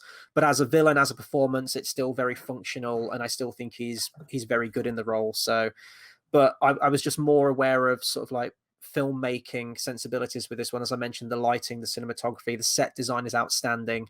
You see the money on the screen, and I do think this is easily, hands down, one of the best Bond films. If you're going to sort of like pick one and just leave it there, I'd say pick this one. It feels traditional in all the respects of the formula that we come to know at this point. It did feel like a very much back to basics, but there were elements in there, whether it be a breakaway from Blofeld or Agent Triple X, that did feel like a subversion to the audience's expectations at that point with the franchise. So it's this beautiful combination of feeling sort of old and traditional, but also new at the same time. I think it's outstanding. So yeah, it's full marks for me on this one. For me, this is probably I know this sounds like I don't like it, but this is the most I've ever enjoyed it, and I've always enjoyed this film. There's something about this rewatch this week that has just kicked differently, where I've done marathons in the past, and I think because it's one a week, it's not the daunting task of you're halfway into the Roger Moore era now or whatnot, but something has just clicked this week. And Chris, I've said to you off before that I have a kind of definitive Bond top 5 that I know who my top 5 is for films. I think this one could be in there by the end of this series, and going off what I'm looking at them, I'm re-ranking them film by film, and this to me, in their own league, up to this film, you've got this, On Her Majesty's, and Goldfinger to me sitting far and above the others, and I think this is going to be one that sticks with me for a lot longer. And reading into this, reading all the stuff around it, even with all those production issues, it's helped it create this sort of monstrosity, like defining Bond film that we had problems, but we were able to improve with those issues, and everything went right. And even my issues with it, mainly sort of the performance and getting to that sort of final part of it, but I can chuckle them to the side because I'm going to enjoy this film every single time I watch it, and I think it's so well done. It's the definitive Moore film, but it's also a definitive Bond film that if you were going to make somebody that's never seen James Bond watch 5 of them, this goes in that 5 immediately. Yeah, this has been in my top 5 for a very, very long time. It's great for the formula. I think that's the thing, isn't it? It hits all the beats that you need. It's got a great theme song. It's got a great Bond. It's got a great villain. It's got a great henchman. It's got a great Bond car. It does the beats just perfectly. It really, really nails it. I think other ones in the same formula that sort of, I think Goldfinger is the gold standard. You Only Live Twice has a similar sort of sprinkling of the formula in it as well. And other films are good for different reasons, but in terms of a pure Bond, the Bond formula film, this is it. This is the number one for me. Absolutely. So that'll do it for our review on The Spy Who Loved Me. We will be back, of course, next week. This is going to be every Tuesday at 8 p.m. Bond will return in For Your Eyes Only, except he won't. He'll be back in Moonraker, which will be a great discussion point. But we want to hear from you guys as well. We hope that a lot of you have been commenting along tonight as well. Let us know your thoughts on The Spy Who Loved Me. Is it one of your favorites? Do you have any problems with it? Anything that we forgot to mention in the discussion, please do be sure to like, comment, share, and subscribe. And yeah, as we just brought up as well, Moonraker, that's going to be next Tuesday, the 29th of June. That's going to be a doozy. I love that one, so I'm going to have a blast going back to that one. Very, very different film for this one, but equally as great in very different ways. I want to say a big thank you as well to Tom for jumping on with us tonight again. So just, before we round off, if you want to tell people where they can find the James Bond A to Z podcast and a bit about what you've got coming up on there. Yeah, well, the James Bond A to Z podcast has been going since January. We are on the letter C at the moment. We release every Thursday night, Friday morning. It's hard to say when it lands, but yeah, we're on the letter C. We've just released 3 episodes on Sean Connery. We've got a few more in the letter C before we move on to Daniel Craig. Before we get to Daniel Craig, we've got a really, really exciting interview with someone who was creatively involved with the Bond films. I don't want to say who it is just yet, but that's coming up in a couple of weeks. So that's one to look out for. But yeah, then we're in the middle of recording our Daniel Craig episodes, which have just been a lot of fun to dive into. And we'll be talking a lot about No Time to Die in that. So yeah, come over and have a listen. You'll find us at James Bond A to Z. That's ATOZ. And that's everywhere. Yeah, Facebook, Twitter, Instagram, and we're on all the podcast platforms. But yeah, we're every week. We've had loads of great guests, and we've got one really cool one coming up in a week, and then we've also got loads lined up down the line as well. So yeah, come along and have a listen. Nice. And be sure to give them a follow. As we mentioned, they'll also be in the link in the description down below. Really, really great stuff. I know, George, you're going through all of them as well. I think you're up to date on them all at the moment. I've got 10 minutes at the time of recording. I've got 10 minutes left on Connery Part 1, and I am blown away about the mafia. I never knew about what happened with the mafia. That is honestly, I went around, I was telling my dad, I've been telling my friends, it's honestly blowing my mind. To any Bond fans, please listen to it, because it's, and I've seen the Brosnan ones. I gave in, I couldn't wait until we cover them. I had to listen to the Brosnan ones. So yes, absolutely. I'm not saying it because you're on the show. Honestly, it's helped me get through work. So it's a really good show, and I'm learning so much again. I'd say I'm not going to just nab what you said and do plagiarism about. I always forget his name. Not Coppola, Kubrick. He's behind me. You learn so much more about it. Being able to, so everyone do follow them, listen to it. It's incredible. I'm excited to hear what. Thanks. Thank you. Yeah, it's we do try. It's a celebration of the people who make the films. We don't really go snarky on the films themselves. Obviously, it's great to come on here and talk about the films that I love, but I don't like to come on and talk about the ones that I don't like. So yeah, we spend a lot of time celebrating the people behind them rather than giving them grief. So yeah, it's a celebration, our podcast. Awesome. What about our stuff, George? What have we got coming up? Oh, sorry. Yes, I keep forgetting. I'm in such a Bond hype at the moment. What I will quickly bring, you mentioned the posters. We've not brought them up for a couple of weeks. So we are on Moonraker next week, because Chris, I'm just going to bring up those 70s posters for you right there. Rounding off June. We're soon in July. We're almost at the new Bonds, which is going to be, it's flying through. We're almost halfway through now. That aside from James Bond, we've of course got new movie reviews coming out. So Fast 9 will be out either by the time this video goes up or later this week. We don't have a date confirmed yet, but there will be a Fast 9 review, which we're both looking forward to seeing. And our Loki spoiler discussions are going ahead every Wednesday as planned. We're now up to date. We've been very fortunate. We've seen the first episodes early, but now we're in the mystery of the rest of you guys at home. So tomorrow night, by the time this goes up, 8 p.m, we'll be live. Theories, everything, confusion, whatnot. We'll be going deep into Loki. So join us for that. And yeah, we're going for those summer blockbuster season now. Many more films on the way, and also many new James Bond films. So keep coming back every Tuesday at 8 p.m.